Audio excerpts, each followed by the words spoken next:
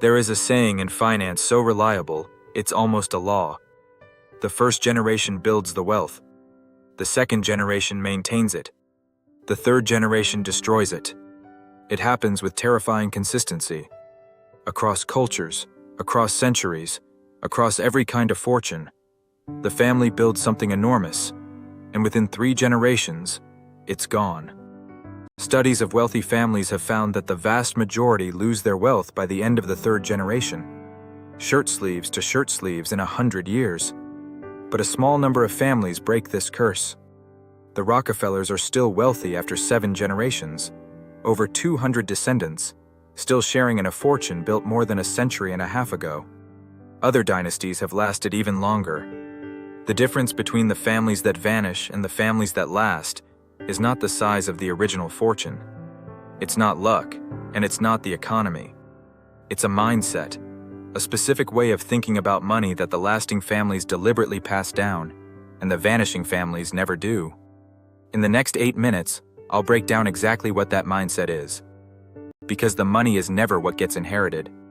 The mindset is. And without it, even the largest fortune in the world has an expiration date. The first piece of the old money mindset is the foundation everything else rests on. They do not see wealth as a prize to enjoy.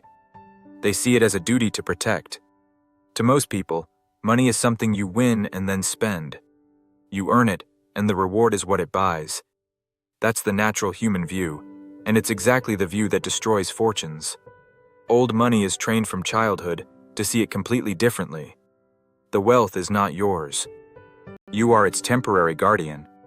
It came from those before you, and your job is to hand it to those after you, larger, not smaller. You are a steward, not an owner. This single shift changes every decision. A person who sees money as a prize asks, "What can I buy?" A person who sees money as a duty asks, "What would damage what I was trusted to protect?" One mindset spends. The other preserves. The Rockefellers drilled this into their children deliberately, the sense that the family fortune was a responsibility carried across generations, not a personal jackpot. That weight, that sense of duty, is the first thing that separates the families that last from the families that burn through everything in a single lifetime of enjoying their prize. That sense of duty is the foundation. But the next belief is the one that actually does the mathematical work, and it's the one almost nobody alive today is capable of. The second belief is a time horizon so long it would feel almost alien to most people. Old money thinks in decades, often in generations. The modern world trains us to think in incredibly short spans. The next paycheck, the next quarter, the next year. Most financial decisions are made with a horizon of months, and short thinking produces short results. Quick spending, quick decisions, quick losses. Old money operates on a completely different clock. They make decisions whose payoff lands in 20 years, 50 years, or after they're dead. They plant trees whose shade they will never sit in. This is why they can be so patient, so calm, so willing to let money sit and compound while everyone else is desperate to use it now. And this long horizon is what unlocks the most powerful force in finance: compounding. Wealth doesn't explode, it compounds slowly, and then enormously, but only if you leave it alone long enough. The family that thinks in decades lets compounding run its full course. The family that thinks in years interrupts it constantly, cashing out, spending down, never giving the wealth the one thing it needs most, which is time. The lasting families didn't just have money. They had patience measured in generations. And patience, across a long enough horizon, is what turns a fortune into a dynasty. The third belief is about what they actually do with money. Old money converts it into ownership, never into consumption. Here's the fork in the road that decides everything. When money comes in, you can do one of 2 things with it.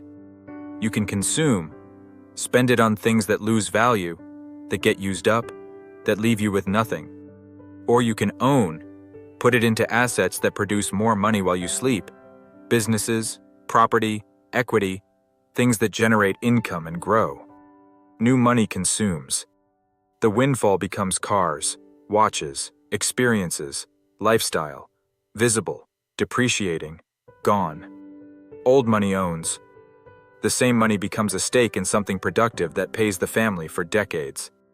This is the difference between wealth that drains and wealth that grows. Consumption is a hole you pour money into. Ownership is a machine that pays you back. Old money fills its life with machines, not holes. And they teach this distinction to their children early. The difference between an asset, which feeds you, and a liability, which eats you. A child raised to instinctively ask, does this make money or cost money? Before every major decision grows into an adult who builds wealth automatically. The lasting families don't just own assets. They raise owners. Duty, patience, ownership. Powerful. But they would all eventually fail without the final belief. Because this is the one that solves the actual problem. How do you get the next generation to keep doing all of this after you're gone? The fourth belief is the one that actually breaks the third generation curse. Old money does not pass down money to its children. It passes down the mindset first, and the money second. Here is the mistake that destroys nearly every fortune. The first generation, who built the wealth, understands exactly how it works. The discipline, the patience, the thinking. But they hand their children the result of that thinking, the money, without ever transferring the thinking itself. The children receive the prize without the principles. And a prize without principles is always, eventually, spent. The lasting families do the opposite. They treat raising an heir as the single most important investment they will ever make. The children are taught how money works before they're ever handed any real amount of it. They learn stewardship, patience, the difference between owning and consuming, as children in small ways, long before the real fortune ever reaches them. The Rockefellers were famous for this. The children were given tiny allowances and required to track every cent, to save, to give, to justify their spending, inside one of the wealthiest households on earth. It looked strange from the outside. It was actually the most important thing they did. They weren't raising children who would inherit money. They were raising children who could be trusted with it. This is the whole secret. The money is not the inheritance. The mindset is the inheritance, and the money simply follows it safely from one generation to the next. Where the mindset goes, the wealth survives. Where it's missing, the wealth dies, no matter how large it started. So what does this mean for you, whether or not you come from money? The remarkable thing about the old money mindset is that none of it requires already being rich. Every piece is available to anyone, starting today. First, adopt the steward's view. Stop seeing money purely as a prize to spend, and start seeing at least part of it as something to protect and grow. That shift alone changes every financial decision you make. Second, stretch your time horizon. Before any major money decision, ask what it looks like in 20 years, not 20 days. Most bad decisions fail that test instantly. Let compounding work by giving it the one thing it needs: time and patience. Third, buy ownership, not consumption. Train yourself to ask one question before spending. Does this feed me or eat me? Move money, steadily, toward the things that pay you back.